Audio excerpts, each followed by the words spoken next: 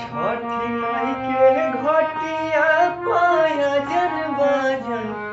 बाजा बाजवाई बिहो गोदिया में होई है लाला माता अर्घ देवे आई बिहो गोदिया में होई है लाला माता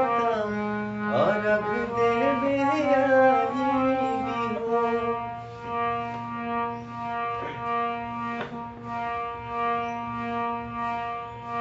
ये कही लालन बीना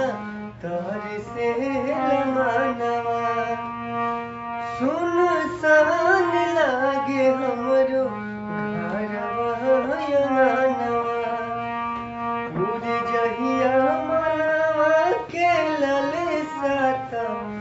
जलसा कराई बिहो गोदिया में होई है लाला माता अर्घ देवे आई बिहो गोदिया में होई है लाला माता अर्घ देवे आई बिहो। मनवा में आस लेके रोले बजनिया कहिया बसैगो छठी माई हमारी दुनिया ऐसन सुनर फल पाइब त सूरज गोहराई